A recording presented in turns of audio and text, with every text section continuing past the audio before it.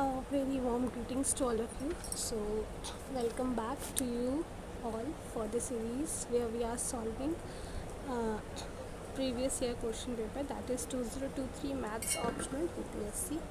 So, without a delay, let us start. So, this is our first question. Prove that the oscillations of a real valued uh, bounded function f defined on AB. Okay, look, this is very famous theorem which we should know कि when there is an real valued bounded function f and if a single value is oscillating again and again, तो उसका जो supremum होता है that is within that interval itself. ठीक है, now how we can prove this we can see here. Okay, now we should note that the f जो है that is our bounded function,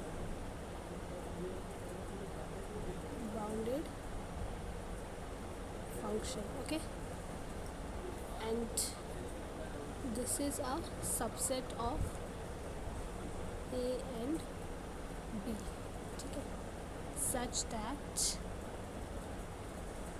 हम ऑसिलेशन जो है इस ऑसिलेशंस को हम इससे डिपेक्ट करते हैं ओम साइन, ठीक है, ये ऑलवेज एग्जिस्ट करेगी, let it B,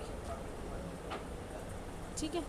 now to consider the difference, हम x और y को t में बिलोंग करते हैं, तो this will be f of x minus f of y, ठीक है. f हमारा बाउंडेड फंक्शन है सच दैट जो x है वो बिलोंग करता है t ऑफ x को, सच दैट हमारा mod of f of x जो है वो m है, वेयर m है that belongs to r. Okay,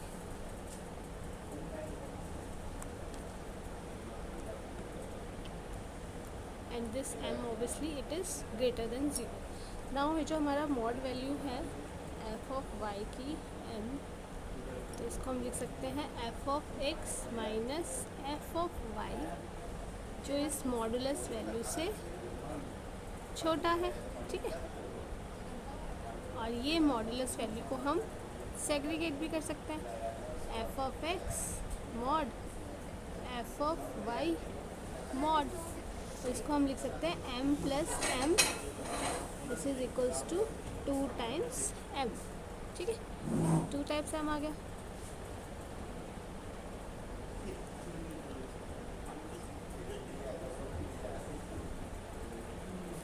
now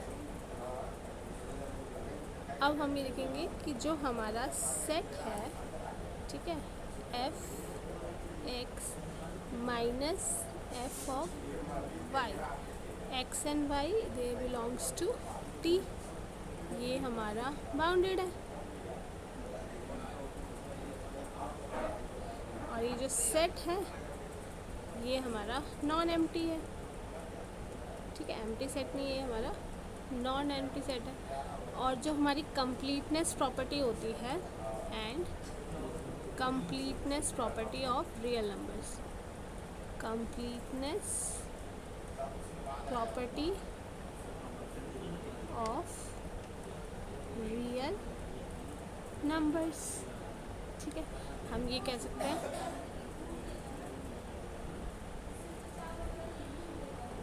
that supremum of f of x, ठीक है, माइनस f ऑफ y, जो ये है x and y, they are belongings to a and b and it exists in R, ठीक है. इसमें हम एक एग्जांपल लेते हैं. For example f is bounded on a and b, ठीक है, और जो c है it belongs to that interval, ये पर्टिकुलर एक इंटरवल पे बिलोंग कर रहा है. तो ये थ्योरम का प्रूफ है. This things you have to write, ये आपको लिखना पड़ेगा वहाँ पे. ठीक है. तो जो आपकी ऑसिलेशंस है, सी आपको इसमें कर देना. तो वहाँ पे जो टी है वो आपका सी, इसका सबसेट है ए एंड बी. देन जो ऑसिलेशन होगा, oscillation of F on T is 0. ठीक है. सिंस हमारा जो ऑसिलेशन है वो हम कैसे लिख सकते हैं,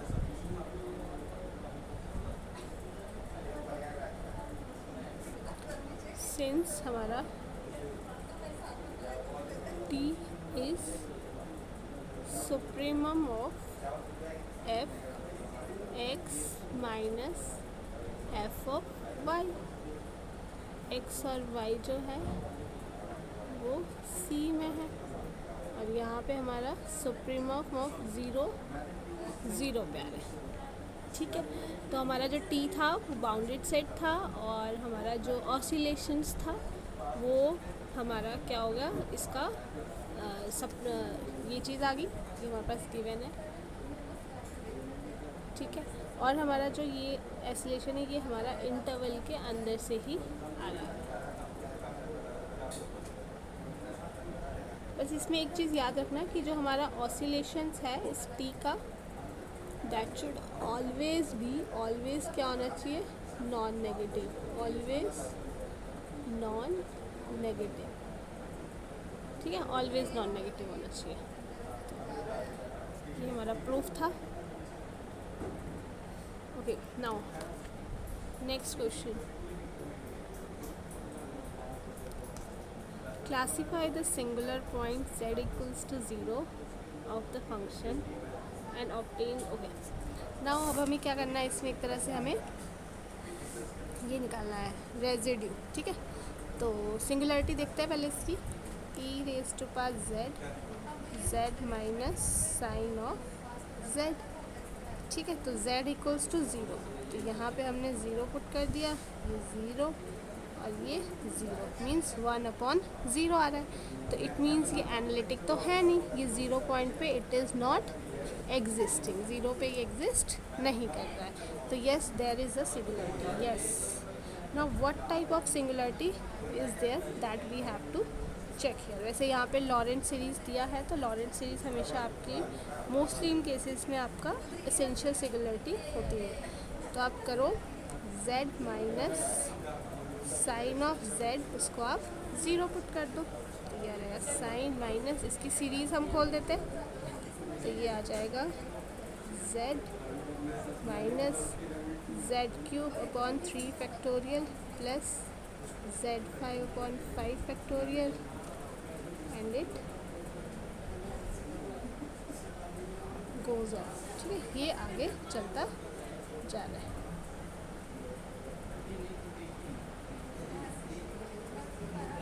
नाउ हम लिखते हैं e की पावर z अपॉन क्या रहेगा z³ upon 3 factorial minus z5 upon 5 factorial z7 upon 7 factorial. ठीक है. And it goes on. अब हम इसमें क्या करते हैं, बाइनोमियल का हमें यूज़ दिख रहा है कहीं ना कहीं.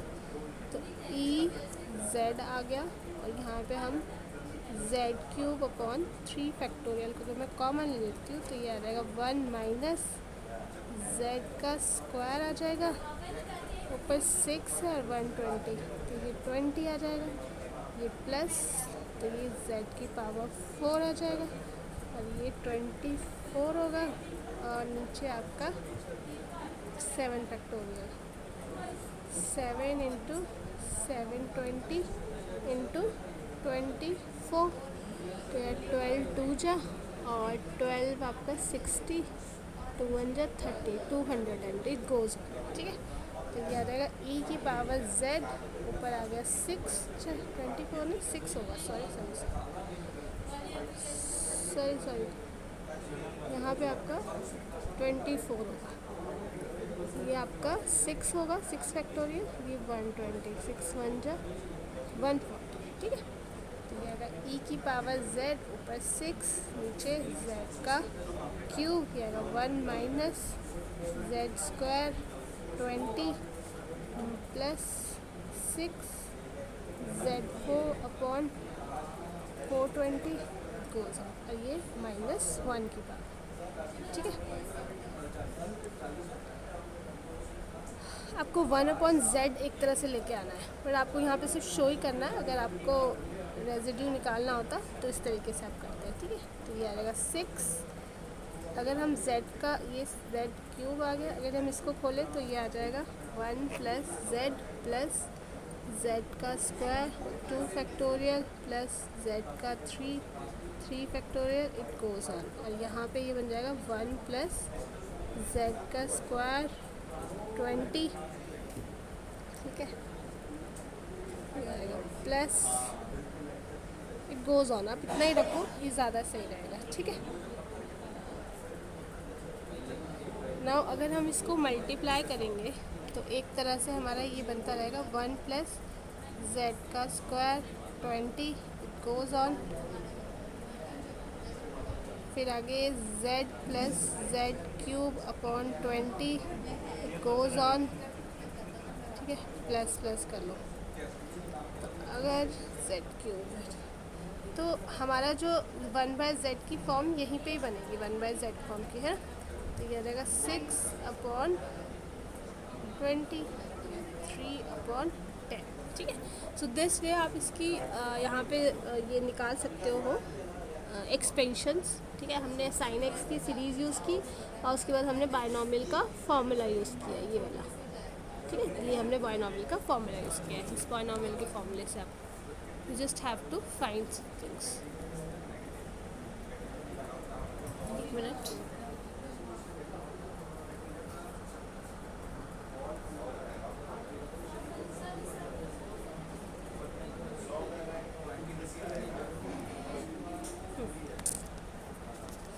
now next, ओके, हाँ, this question is bit longer, ये काफ़ी लंबा मेथड है और आज हम इसमें बहुत अच्छी चीज़ सीखेंगे। एक नया मेथड हम सीख रहे हैं इस मेथड से, ठीक है, Hungarian method that we will be learning from this question.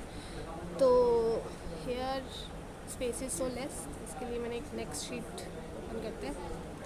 Okay, now जब भी हमें कोई भी असाइनमेंट देना हो, ठीक है, कोई भी टाइम बाउंड करना हो, कॉस्ट इफ़ेक्टिव चेक करनी हो, तो that time this method is being use. तो ये स्टेप बाय स्टेप चलता है।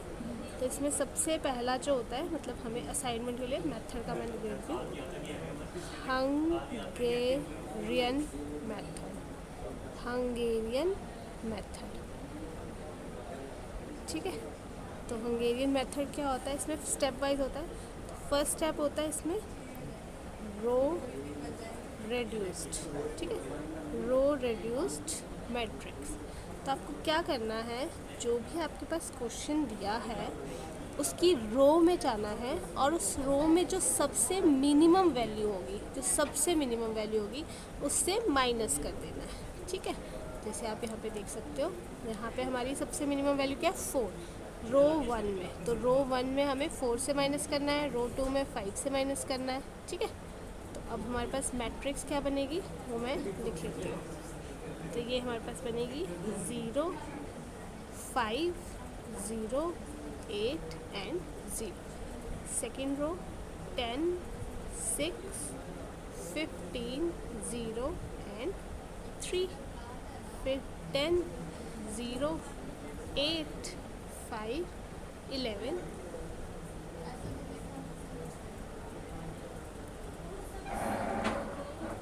ठीक है। ये हमारे पास रो रिड्यूस्ड फॉर्म में। नाउ जो सेकंड मेथड, सेकंड स्टेप है, उसमें क्या करते हैं, कॉलम रिड्यूस्ड। तो कॉलम रिड्यूस में क्या करेंगे, हम कॉलम वाइज देखेंगे और कॉलम वाइज जो सबसे मिनिमम वैल्यू है उससे हम माइनस करेंगे। तो यहाँ पे 0 ही है तो यही आ जाएगा हमारे पास, यहाँ पे भी 0 है तो यही आ जाएगा हमारे पास, ठीक है। नेक्स्ट में भी 0 है तो 0 ही इसकी मिनिमम वैल्यू, ठीक है, यहाँ पे सब में ज़ीरो है तो ऑटोमेटिकली आपकी वही मैट्रिक्स फॉर्म हो गई जो पहले थी। ठीक है, नाउ अब इसको इस पर्टिकुलर चीज़ को हम क्या बोलते हैं, रेड्यूस्ड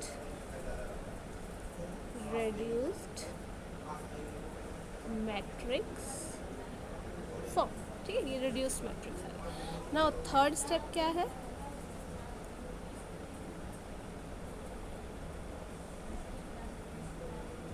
थर्ड स्टेप है हमारे पास असाइनमेंट देना।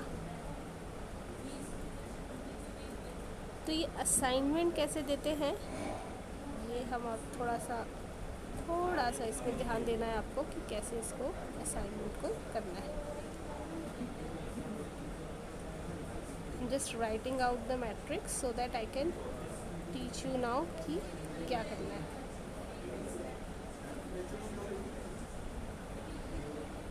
चलो, अब क्या करना है आपको, जब आप असाइनमेंट दे रहे हो ना तो उस टाइम में रिड्यूस मैट्रिक्स को आपको असाइनमेंट देना है। ठीक है, तो आप क्या करोगे, आपको रो वाइज चलना है ना, और रो वाइज में आपके पास अगर एक ज़ीरो है, ठीक है, तो आपको उसको कट करना है, 2 है तो आपको छोड़ देना इसको। तो फर्स्ट रो है हमारी छूट गई क्योंकि यहाँ पे 3 ज़ीरो है। सेकेंड रो में हम जाएंगे तो उसके बाद आपको स्क्वायर बना देना है। रो वाइज चलना है, और रो वाइज में अगर आपकी रो में सिर्फ एक ज़ीरो है तो उस ज़ीरो पे आपको स्क्वायर करना है, असाइनमेंट करना है। ठीक है, नेक्स्ट रो में हमने ये कर दिया, थर्ड में हम नहीं कर सकते। अच्छा ये 8 है ना, सॉरी 8 है। ठीक है, और फिफ्थ में हमने असाइन कर दिया। ठीक है, तो हाँ ठीक है, ये हमने रो वाइज किया, यस रो वाइज किया। अब आप कॉलम वाइज देखो, सॉरी एक और दिक्कत होगी। देखो आपने पहले रो वाइज चलना है, उस रो में आपको जहाँ पे भी एक ज़ीरो मिलेगा वहाँ पे आपको स्क्वायर वो लगा देना है, उसका स्क्वायर बना देना जहाँ पे एक ज़ीरो मिलेगा। ठीक है, जैसे ही आपने वो स्क्वायर बनाया, अब उस कॉलम में देखना है कि कोई और ज़ीरो तो नहीं है, तो उस पर कट कर देना। ओके, आपको रो वाइज चलना है, रो में आपको अगर एक ज़ीरो मिलेगा उस पर स्क्वायर बनाना है, और उस स्क्वायर किए गए ज़ीरो की कॉलम में you have to check if there is other zero also, then cut it. ठीक है, नेक्स्ट में जाओ, नेक्स्ट में आप गए तो ये हो गया। अब इसकी कॉलम में कहीं पे ज़ीरो है नहीं, तो फिर हम उसको कट नहीं करें। अब हम फोर्थ रो में जाते हैं, फोर्थ रो में एक ज़ीरो कट गया तो हम इसके ऊपर कर सकते हैं, इसके ऊपर हम कर सकते हैं। अब इसकी उसमें कॉलम में जाओ तो बाकी सब को कट कर दो। नेक्स्ट कॉलम में, फिफ्थ कॉलम में हमारे पास कोई भी ज़ीरो नहीं बचे। ठीक है, तो अब अगर आप देखा जाए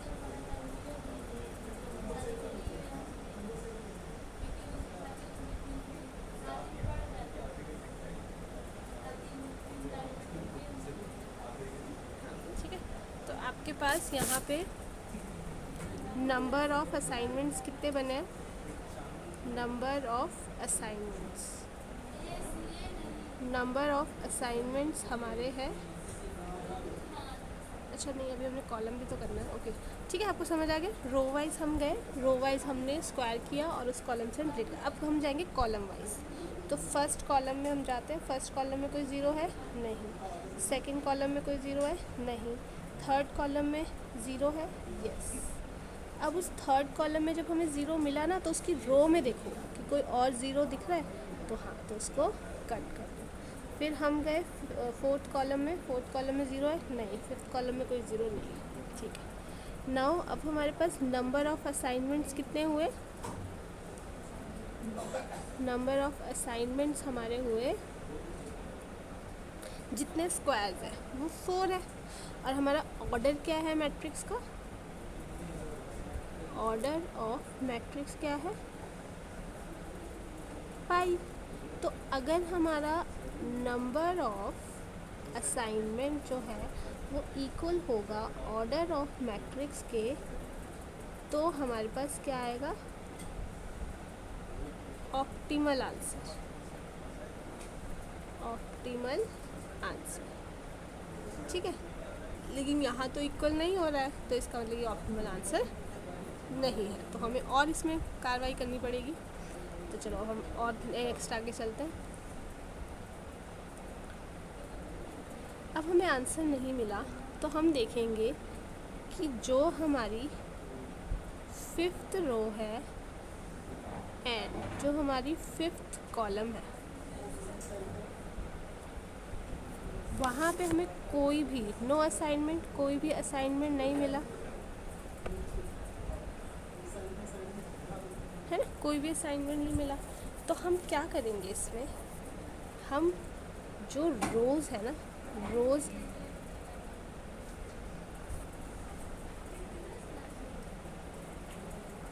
ठीक है, जहाँ जो हमारी रोज़ थी जहाँ पे हमें कोई असाइनमेंट मिला, तो हम क्या करेंगे, पहले तो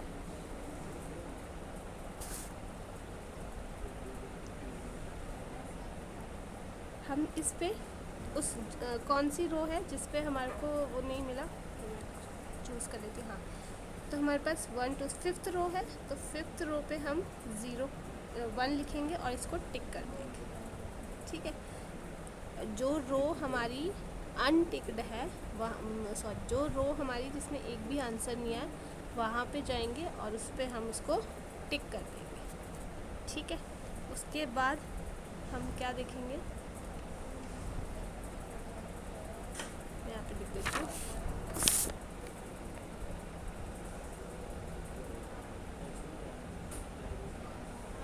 रोज टिक्ड, कॉलम्स टिक्ड।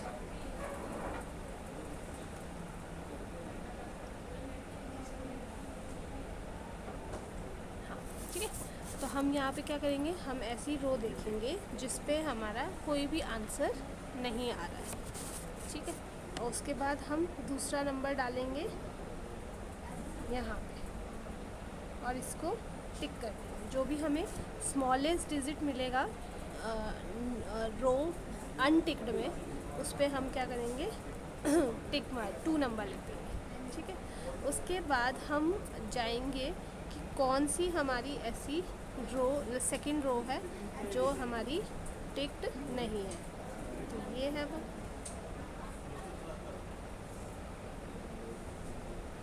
ठीक है, ये 1 2 3 हमारे पास नंबर आ गए। नाउ अब हम क्या करेंगे,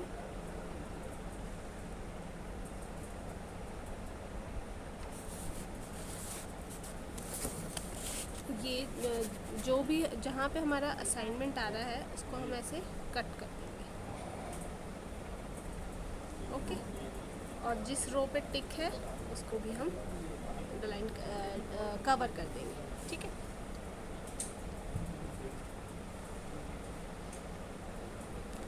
नाउ अब हमारे पास एक और मैट्रिक्स बनेगी। वो क्या बनेगी, जो हमारी अनकवर्ड है ना, अनकवर्ड जो पॉइंट्स है जिस पे एक भी पॉइंट नहीं, जैसे ये है, ये है,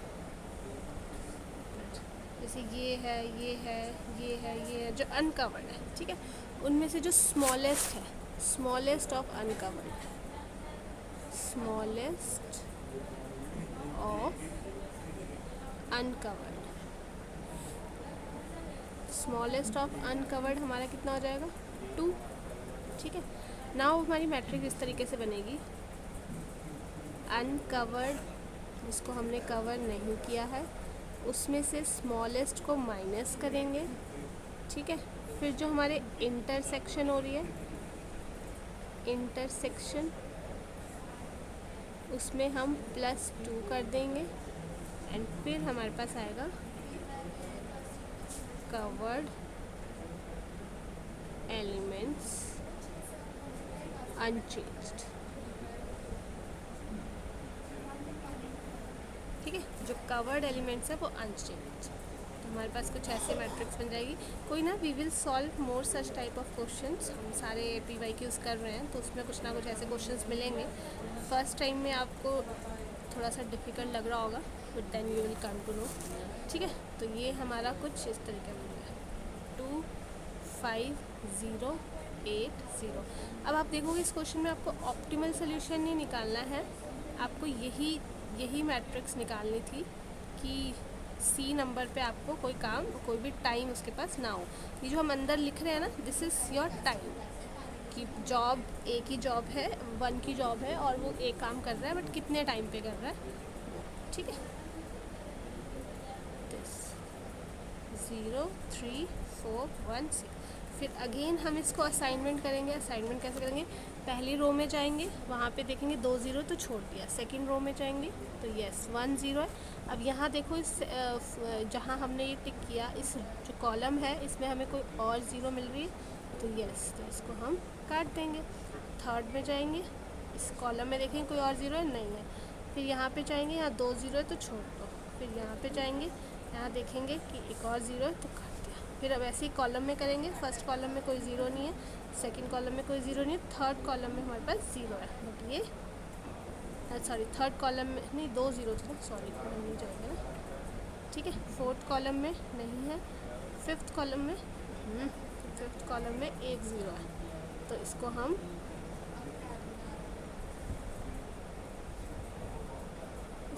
स्क्वायर कर देंगे और इसमें हम दिस, ठीक है।